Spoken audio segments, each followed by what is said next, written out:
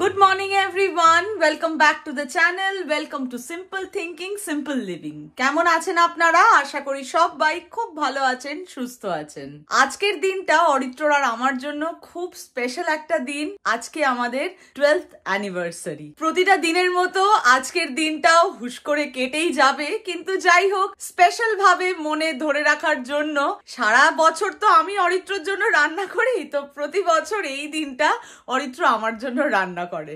রেস্টুরেন্টে খেতে যাওয়া, কফি খেতে যাওয়া সবই তো চলতে থাকে, কিন্তু এই দিনটাতে আমরা চেষ্টা করি একসাথে কোন রকম একটা কাজকর্ম করার, যাতে সুন্দর একটা ফ্যামিলি টাইম কাটে আর এই রকম ভাবে মুহূর্তটাকে আমরা ধরে রাখতে পারি। আগের বছরও আমি ছোট একটা ভিডিও বানিয়েছিলাম, অরিত্র বাড়িতে রান্না বান্না করেছিল, আমরা খাওয়া দাওয়া করেছিলাম। এই বছরেও প্রচুর রান্না বান্না হচ্ছে বাড়িতে। আমি তো রান্না করতে ভালোবাসি, রান্না করছি, অরিত্রও রান্না করবে, আর তার সাথে সাথে এই বছর রুষাও যোগদান করেছে, ও কিছু রেসিপি বানাবে। তো প্রচুর আয়োজন আছে, কি কি আয়োজন করেছি আপনাদেরকে দেখাবো। কিছু কিছু রান্না এক্ষুনি শুরু করব। চলুন শুরু করি তাহলে আমাদের এই আনন্দের দিনটা। মালাই চিকেন হরিয়ালি টাংরি কাবাব বানাবো, তাই গতকালই চিকেনটা ম্যারিনেট করে রেখেছি। বিদেশিদের স্পেশাল ডেভিলড এগ হয়, সেটাই আপনাদের সাথে আজকে শেয়ার করব। অল্প একটু ইন্ডিয়ান টাচ দেব। স্টাফড মাশরুম বানাবো, মাশরুমটা ধুয়ে নিয়েছি। টাকোস বানাবো, শ্রিম্প টাকো, সেই জন্য শ্রিম্পটা ধুয়ে নিয়েছি। কিরম ভাবে বানাবো আপনাদেরকে দেখাবো। ফিশ ফ্রাই অলরেডি করে রেখে দিয়েছি আমি আর রুষা, যেটা গতকাল আর ভিডিও করা হয়নি, অন্য কোনো সময় আপনাদের সাথে শেয়ার করব। এটা ভেজে নেব। মাটন চাপ বানাবো, এটাও গতকাল ম্যারিনেট করেছি, এটা অন্য কোনো সময় আপনাদের সাথে রেসিপিটা শেয়ার করব। আর এই স্পেশালটা বানাবে হচ্ছে অরিত্র, এখানে স্যালমন মাছ আছে। মাটনটা হতে একটু সময় লাগবে, তাই সবার প্রথমে আগে মাটনটা বসিয়ে দিই। চাপটা আজকে ঘি আর সাদা তেল মিশিয়ে বানাচ্ছি। বাঘাবাড়ির ঘিটা আমরা ব্যবহার করি, ওটা শেষ হয়ে গেছে, এইটা আছে, এটাই দিয়ে দিচ্ছি 2 চামচ। এই ঘিটা একটু মাখনের মতো। ঘিটা গলে গেছে, এইবার ম্যারিনেট করে রাখা মাটনটা অ্যাড করে দেবো। চাপ তো এখন নিজের মতো হতে থাকবে, সময় লাগবে চাপটা হতে, এতে কোনো জল অ্যাড করা যাবে না, আর ফ্লেমটাও লো টু মিডিয়ামই রাখতে হবে। মাংসটার কোয়ালিটি খুবই ভালো, কিন্তু তাও 1 ঘন্টা 1.5 ঘন্টা তো লেগেই যাবে, মানে একদম সুন্দর টেন্ডার মিট পেতে গেলে সময় লাগবে। চাপের মতো হতে থাক, এদিকে পরের প্রিপারেশনটা নিতে থাকি। প্রথমেই আগে বানাবো ডেভিলড এগ। প্যারালালি কাজটা করার জন্য চিকেনটাও বসিয়ে দিচ্ছি। গ্রিল প্যান থাকলে সবচেয়ে ভালো হয়, আমার কাছে নেই, আমি এমনি প্যানেই বসাচ্ছি।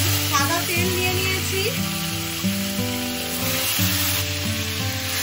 3টে করে মাংস মিডিয়াম ফ্লেমে প্যান ফ্রাই করে নেব। ঢাকা দেব না, তাহলে চিকেনটা গলে যাবে।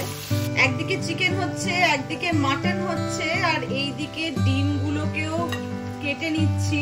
ডিমগুলো কেটে নিয়ে এরকম ভাবে কুসুমগুলো খুলে নিচ্ছি, তাড়াতাড়ি হয়ে যায় এই রেসিপিটা। একটা লট মালাই হরিয়ালি চিকেন টাংরি নেমে গেছে, এবার নেক্সট লটটা বসিয়ে দিয়েছি। এই চিকেনটা ওভেনেও করা যায়, এয়ার ফ্রায়ারেও করা যায়, তবে গ্রিল প্যানে সবচেয়ে ভালো হয়। গ্রিল প্যানটা আজকে আমার কাছে নেই, তাই জন্য আমি এরম ভাবে নর্মাল প্যানেই করছি, আর প্যানে করলে তাড়াতাড়ি হয়েও যায়। এইবার ডিমের ফিলিংটা বানিয়ে নেব। এখানে নিয়ে নিয়েছি কুসুমগুলো যেগুলো বার করেছি, তার সাথে একটু কাসুন্দি নিয়েছি, মেয়োনিজ নিয়েছি, গোলমরিচ গুঁড়ো, hot and sweet tomato sauce, আর অল্প একটু পেঁয়াজ কুচি। ডিমের কুসুমের সাথে সবকিছু ভালোভাবে মিশিয়ে নেব। ডিমের মিশ্রণটা রেডি হয়ে গেছে, এইদিকে মাটন আর চিকেন হচ্ছে। আমার আর কিছু করণীয় নেই, বলছিলাম না রুষারও এইবার পার্টিসিপেশন আছে। রুষা গতকাল পাইপিং ব্যাগ কিনে এনেছে। এই ডিমের কুসুমের যে পুরটা তৈরি হলো, এটা সাদার মধ্যে পাইপিং ব্যাগ দিয়ে সুন্দর করে দেবে। আমার আবার মনে হয় পাইপিং ব্যাগে কিছুটা ওয়েস্ট হয়, তাই জন্য আমি চামচ দিয়েই আগে দিয়ে দিতাম। ও আবার বললো মা তাহলে দেখতে সুন্দর হয় না, তাই জন্য কালকে পাইপিং ব্যাগ কিনে এনেছে, কিন্তু বুঝতে পারেনি নজলটা কেনে নি। এবার পাইপিং ব্যাগ দিয়ে ওই লম্বা সরু সরু হবে, নজল হলে ফুলের মতো সুন্দর বসতো, সেটা আর হবে না। এবার স্টাফড মাশরুমের প্রিপারেশন করে নেব। এরকম করে মাশরুমের পিছনের বোটাটা খুলে নিচ্ছি, এর ভেতরে স্টাফিংটা করব। আমি আজকে সাদা মাশরুম দিয়ে করছি, এটা ব্রাউন মাশরুম দিয়েও করা যায়। মাশরুমের পিছনগুলো যে বার করে নিলাম, এগুলো ফেলেও দেওয়া যায়, কিন্তু আমি ফেলি না। চিকেনটা নেমে গেলে এবার মাশরুমের যে স্টাফিং স্টাফিংটা সেটা রেডি করে নেব। এবার স্টাফড মাশরুমের পুরটা বানিয়ে নেব। এই তেলটা খুবই ফ্লেভারফুল, তাই তেলটা ফেললাম না। পেঁয়াজ আর রসুন একদম কিমা কুচি করে নিয়েছি, তেলের মধ্যে দিয়ে দিলাম। সবকিছু খুব ভালোভাবে মিশিয়ে নেব। সামান্য আর একটু তেল দিয়ে দেব। কিছুক্ষণ একটু ভেজে নেব যতক্ষণ না পেঁয়াজ রসুনের কাঁচা গন্ধটা চলে যায়। পেঁয়াজ রসুনটা ভালোভাবে ভাজা ভাজা হয়ে গেছে। এইবার কুচিয়ে রাখা মাশরুম গুলো অ্যাড করে দিলাম। মাশরুম থেকে তো জল বেরোয়, তাই ফ্লেমটা কমানোর প্রয়োজন নেই, হাই ফ্লেমেই ভালোভাবে ভাজা ভাজা করে নেব। টেবিলের যাচ্ছে তাই অবস্থা, সব ঠিক করতে হবে। রুষা এসে গেছে, পাইপিং ব্যাগের কাজ শুরু হয়ে গেছে।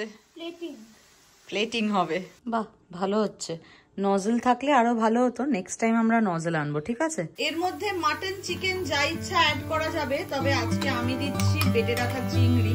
বিদেশিরা এর মধ্যে সসেজ দেয়, চিকেন সসেজও অ্যাড করা যায়। চিংড়ি বাটার রেসিপিটা লাগলে আমার আগের ভিডিওতে দেখে নেবেন, 2 ধরনের বাটা করেছিলাম আমি। স্টাফিং রেডি, গ্যাসের ফ্লেম বন্ধ করে দিলাম। কিছু ড্রাই পার্সলে ফ্লেক্স অ্যাড করে দিচ্ছি। পাপরিকা পারছো দিতে? স্টাফিংটা রুষা এবার বানিয়ে নিচ্ছে। আমরা ফিলাডেলফিয়ার এই অরিজিনাল ক্রিম চিজ ইউজ করছি। It's yummy. And just to see, I'm going to do a little taste test. আগেই যদি তুমি সব খেয়ে নাও তাহলে আর কি করে হবে? Can I have some? দাঁড়া, তোকে ছিঁড়ে দিচ্ছি। হয়ে গেলে বাকিটা খেয়ে নিস। আচ্ছা, রুষা এবার ফিলিংটাতে এটা মেশাচ্ছে। And yummy, moisty, hard. আর কিছুই না, ওটাতে অল্প একটু নুনও অ্যাড করে দিয়েছি, প্লাস ক্রিম চিজেও নুন আছে। মোৎজারেলা আর চেডার চিজ মেশানো শ্রেডেড চিজটা এবার অ্যাড করে দেবো। পুরোটা অ্যাড করলেও হয়, আমি হাফ প্যাক অ্যাড করলাম। রুষা স্টাফিংটা মাশরুমের মধ্যে স্টাফ করে দিচ্ছে। আর ডেভিল এগ গুলো হয়ে গেছে। ডেভিল এগ হয়ে গেছে, চিকেন হয়ে গেছে, মাটন হয়ে গেছে। এদিকে ফিশ ফ্রাই ভাজা চলছে, রুষার কারুকার্যও চলছে। নুন টুন ঠিক আছে? তুমি একটা তুলে খাও, খেয়ে দেখো তো নুন টুন ঠিক আছে কিনা। ঠিক আছে? বাড়িতে ফিশ ফ্রাই ভাজা হলে না খেয়ে কি আর থাকা যায়?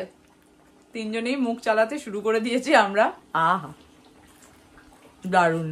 এবার বেশ কিছুটা মাখন গলিয়ে নিয়েছি, প্যানকো ব্রেড ক্রামস অ্যাড করে দিলাম।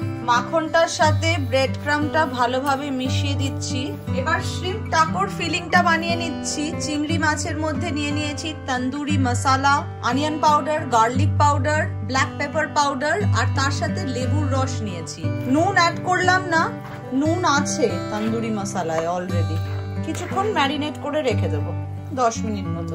আচ্ছা, এইবার রুষার কাছে চলে এলাম। প্যানকো ব্রেড ক্রাম আর মাখন মিশিয়ে নিয়েছি। সেইবার একটাই লাস্ট স্টেপ হচ্ছে এরকম করে ধরে, মানে যাতে পড়ে না যায়, এইটার উপর এরকম চিপে চিপে দিতে হবে। হাত দিয়েও দেওয়া যাবে, এরকম না যে চামচ দিয়েই দিতে হবে, এরকম ভাবে ভাবে বসিয়ে দিতে হবে।